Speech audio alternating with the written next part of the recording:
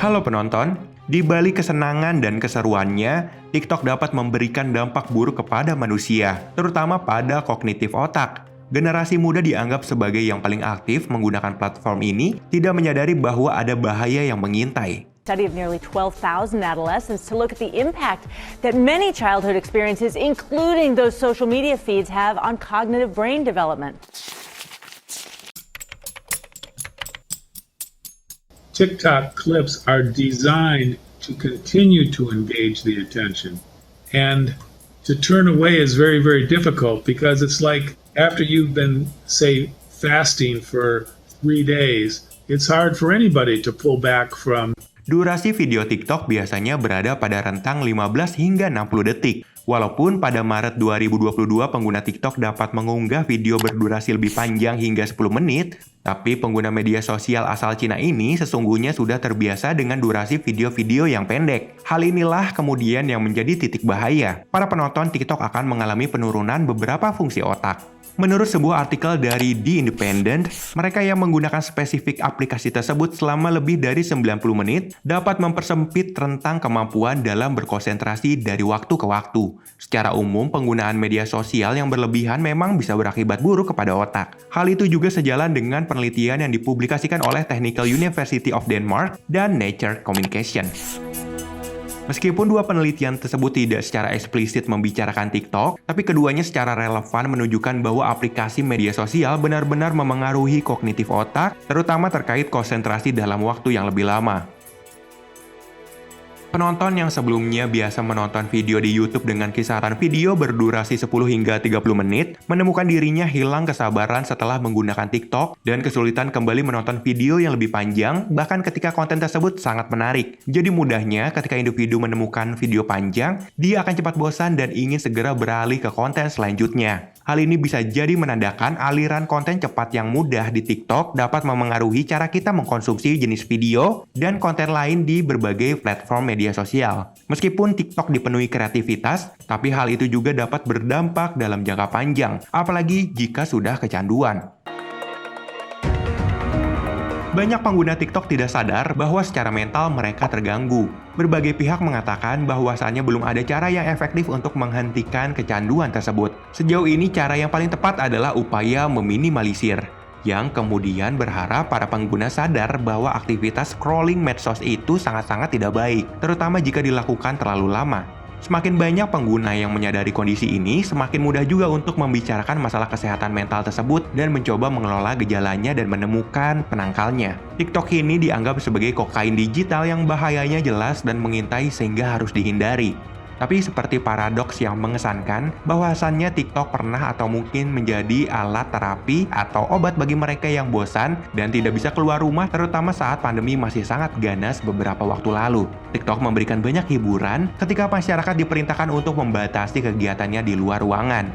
Tapi terapi TikTok tersebut kini menghadapi tantangan masalah baru terkait candunya para pengguna yang sangat berbahaya.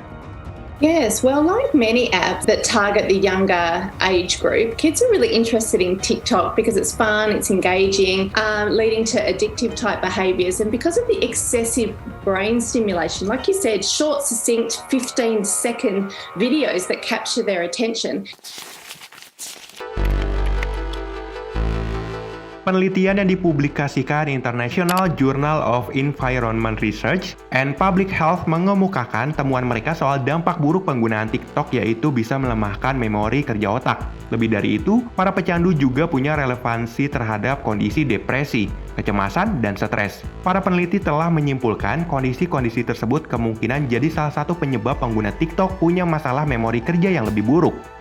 Brandon, thanking you this morning. We're on your side warning you about the potential harmful effects of a popular social media app, talking about TikTok. Video platform under investigation by a number of states to determine its influence on younger users' mental health. So many people out there may be wondering, what's so bad about TikTok? They begin to get this view of themselves in comparison to other people.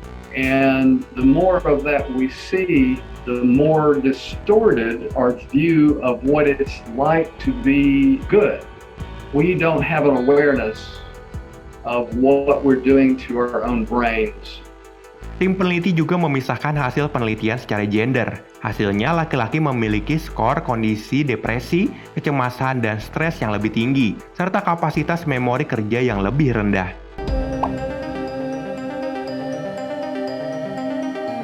Konten-konten candu TikTok menyerang prefrontal cortex yang merupakan bagian terdepan dari cerebral cortex di otak manusia. The prefrontal cortex sits just behind the forehead. It orchestrates complex thought processes much like a maestro conducts a symphony. That may be why autistic people often have trouble with making plans, thinking flexibly, or controlling their impulses. Prefrontal cortex bertanggung jawab dalam hal-hal yang berkaitan dengan perilaku manusia seperti perhatian, perencanaan, memori kerja, pengekspresian emosi, dan perilaku sosial yang sesuai norma di masyarakat.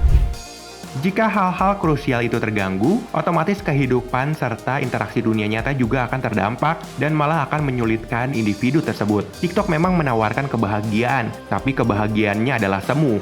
Otak TikTok adalah istilah yang Mimin gunakan ketika individu kesulitan untuk lepas dari media sosial satu itu dan resah bila tidak menggunakannya dalam beberapa menit saja, serta bahagia luar biasa ketika sedang menggunakannya. Kesulitan melepasnya kemungkinan besar karena sudah candu setengah mati dan termakan semua kesemuan kebahagiaan TikTok. Pada akhirnya, dia akan lebih memilih hidup di dunia maya dibandingkan di dunia nyata karena kontrol impulsnya sudah rusak. Video-video pendek itu ibarat permen yang mampu memberikan aliran dopamin yang merupakan zat kimia berupa perasaan senang yang dilepaskan di pusat otak kita. Semakin senang, maka kita akan menginginkan lebih permen-permen itu. Pada akhirnya, kita akan kehilangan hakikat sebagai manusia yang hidup bersosial di dunia nyata. Kita tidak akan punya lagi kenangan, karena perhatian hanya terpusat kepada TikTok.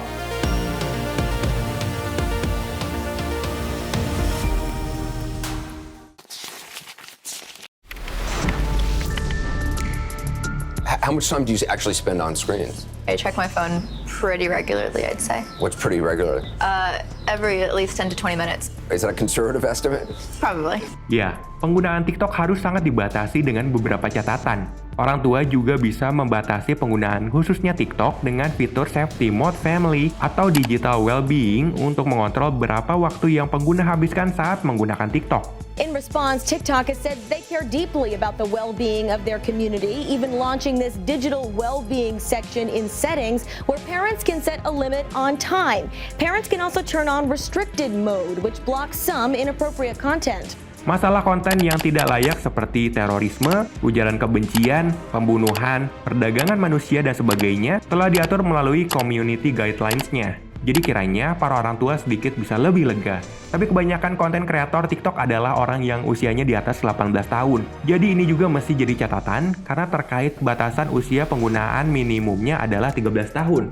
Konten-konten tidak pantas atau yang berbahaya yang lolos publikasi malah akan sangat mungkin ditelan mentah-mentah oleh mereka yang masih tergolong remaja pemula dan berpotensi membahayakan. Important story for parents to hear. Rise in teens on TikTok self-diagnosing themselves with rare mental health disorders, in most cases that they don't have, after watching videos on the social platform. Experts warning about what they call a troubling trend on TikTok that could leave some teens believing they have a serious mental disorder. Hello. Posts with the hashtag dissociative identity disorder and borderline personality disorder. Jika memang ditemukan pengguna yang kecanduan, maka memang seharusnya dikurangi atau bahkan di-stop karena pengguna seakan terbuai dengan kebahagiaan palsu yang ditawarkan TikTok hingga lupa makan dan belajar. Besar kemungkinan para pecandu TikTok akan lebih nyaman jika melakukan aktivitas scrollingnya tersebut di dalam kamar yang pada akhirnya akan juga menurunkan fungsi sosialnya. Besar kemungkinan pada akhirnya dia akan menjadi pribadi yang sangat tertutup. Jadi intinya adalah upaya untuk menggunakan TikTok dan media sosial lainnya dengan bijak. Gunakanlah fitur-fitur batasan secara maksimal dan para orang tua juga dituntut untuk mampu memberikan pengawasan dan arahan karena ancamannya memang nyata.